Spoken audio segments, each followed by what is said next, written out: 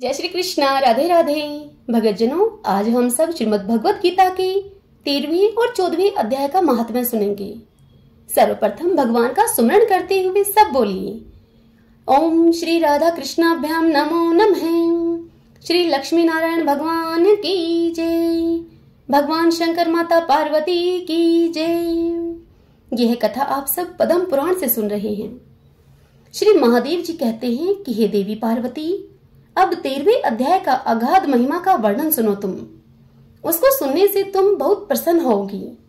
दक्षिण दिशा में तुंगभद्रा नाम की एक बहुत बड़ी नदी है।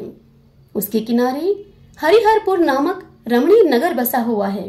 वहां पर साक्षात भगवान हरिहर विराजमान हैं, जिनके दर्शन मात्र से परम कल्याण की प्राप्ति होती है।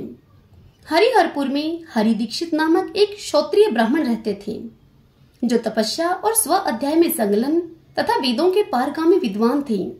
उनके एक स्त्री थी, जिसे लोग दुराचार कहकर पुकारते थे। इस नाम के अनुसार ही उसके कर्म भी थे। वह सदा पति को कुवाक्य कहती थी। उसने कभी भी उनके साथ शयन नहीं किया।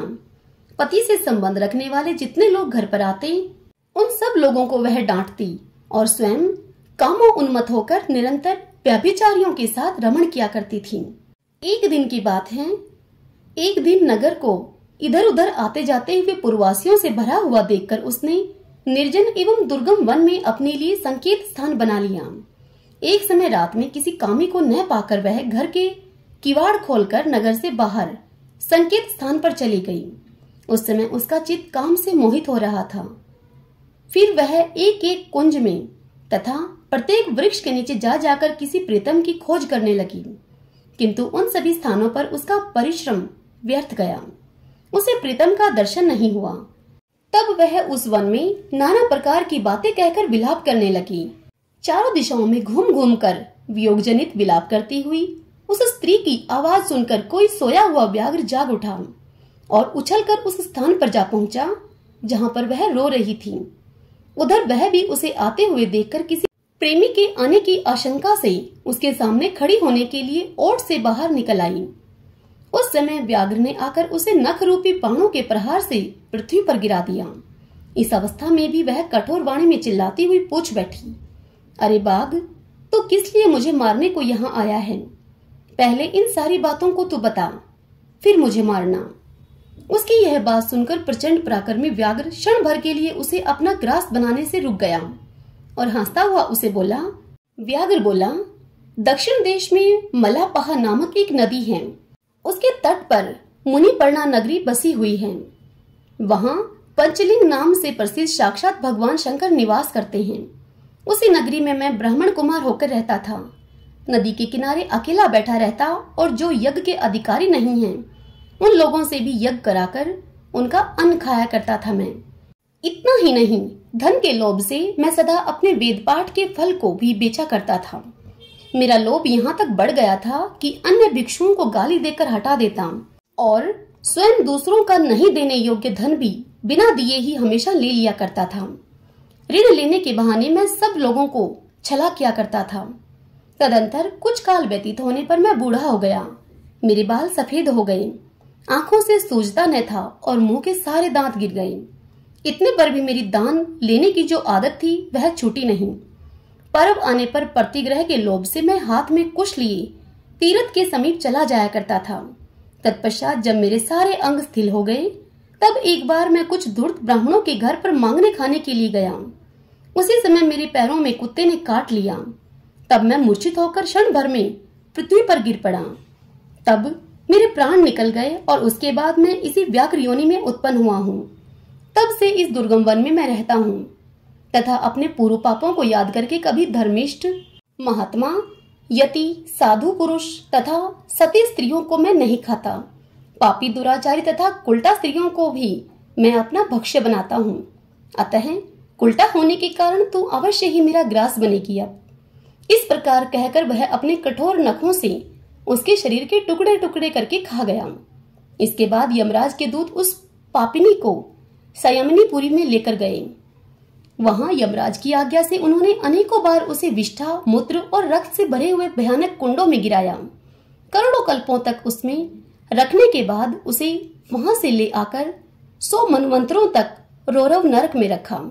फिर चारों ओर मुख करके दीन भाव से रोती हुई उस पापिनी को वहां से खींचकर दहनानन नामक नरक में गिराया गया। उस समय उसके केश खुले हुए थे और शरीर भयानक दिखाई देता था। इस प्रकार घोर नरक यातना भोग चुकने पर भी वह महापापिनी इस लोक में आकर चांडाल योनि में उत्पन्न हुई। चांडाल के घर में भी प्रतिदिन बढ़ती हुई वह पूर्व जन्म के अभ्यास से पूर्ववत पापों में प्रवृत्त रही। फिर उसे कोढ़ और राजयक्ष्मा का रोग हो गया, नेत्रों में पीड़ा होने लगी।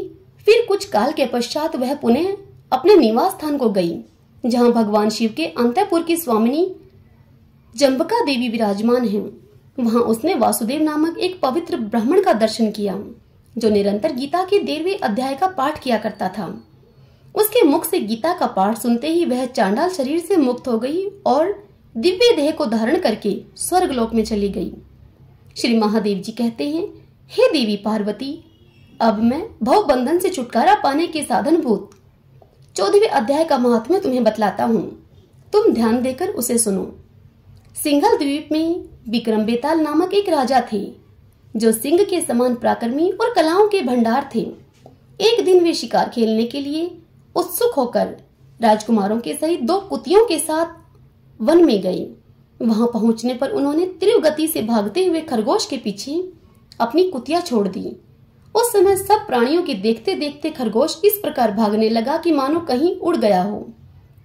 दौड़ते दौड़ते बहुत थक जाने के कारण वह खरगोश एक बड़ी खद्दक में गिर पड़ा। गिरने पर भी वह कुतिया के हाथ नहीं आया और उस स्थान पर जा पहुंचा वह, जहां का वातावरण बहुत ही शांत था। वहां हिरणी निर्भय होकर सब और वृक्षों की छाया में बैठे रहते थे। बंदर भी अपने आप टूटकर गिरे हुए नारियलों के फलों को और पके हुए आमों से पूर्ण तृप्त रहते थे। वहां सिंह हाथी के बच्चों के साथ खेलते और सांप निडर होकर मोर की पांखों में घुस जाते थे। उस स्थान पर एक आश्रम के भीतर वत्स नामक एक मुनि रहते थे, जो जितेंद्रिय एवं शांत स्वभाव से निरंतर गीता के 14वें अध्याय का पाठ किया करते थे। आश्रम के पास ही वत्स मुनि के किसी शिष्य ने अपना पैर धोया था। उसके जल से वहां की मिट्टी गीली हो गई थी। खरगोश का जीवन कुछ शेष बचा था। वह हाँफता हुआ आकर उसी कीचड़ में गिर पड़ा। उसके स्पर्श मात्र से ही खरगोश संसार सागर के पार हो गया और दिव्य विमान में बैठकर स्वर्गलोक को चला गया। फिर वह कुतिया भी खरगोश का पीछा करते हुए वहां पर आई। वहां उसके शरीर में कुछ कीचड़ के छींटे लग गए।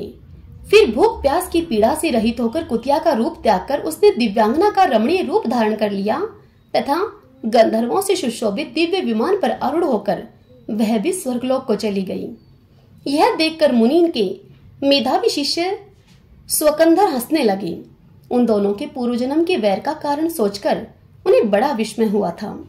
उस समय राजा के नेत्र भी आश्चर्य से चकित हो उठे।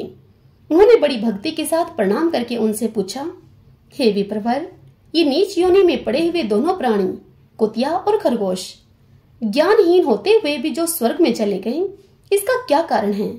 इसकी आप मुझे कथा सुनाइए। तब उस शिष्य ने कहा कि हे भूपाल, इस वन में वत्स नामक ब्राह्मण रहते हैं। वे बड़े जितेंद्रिय महात्मा हैं। गीता के 14वें अध्याय का सदा जप किया करते हैं। मैं उन्हीं का शिष्य हूँ। मैंने भी ब्रह्मा विद्या में विशेषज्ञता प्राप्त की है। गुरुजी की ही भांति मैं भी 14वें अध्याय का प्रतिदिन जप करता हूँ। मेरे पैर धोने के जल में लौटने के कारण यह खरगोश कुतिया के साथ ही स्वर्गलोक को प्राप्त हुआ है। अब मैं आपसे अपने हंसने का कारण बताता हूँ। महाराष्ट्र में प्रत्युदक नामक एक महान नगर है। वहां केशव नाम का एक ब्राह्मण रहता था, जो कपटी मनुष्यों में अग्रगण्य था। उसकी स्त्री का नाम विलोभना था। वह स्वच्छंद विहार करने वाली स्त्री थी। इससे क्रोध में आकर जन्म भर के वैर को याद करके ब्राह्मण ने अपनी स्त्री का वध कर डाला और उसी पाप से उसको खरगोश की योनि में जन्म लेना पड़ा। ब्राह्मणी भी अपने पाप के कारण कुतिया हुई। श्री महादेव जी कहते हैं, हे देवी, यह सारी कथा सुनकर श्रद्धालु राजा ने गीता के 14वें अध्याय का पाठ आरंभ कर दिया। इससे उन्हें परम गति की प्राप्ति हुई। हरि ओम तत्सत। ओम श्री राधा कृष्णाभ्याम नमो नमः। श्री लक्ष्मी नारायण भगवान की जय। भगवान शंकर माता पार्वती की जय। भगतजनों, यदि यह श्रीमद् भगवत गीता के महात्म्य की कथाएं आपको पसंद आ रही हैं, तो वीडियो को प्लीज आप लाइक किया करें और कमेंट बॉक्स में जय श्री कृष्णा राधे राधे लिखिए। जय श्री कृष्णा राधे राधे।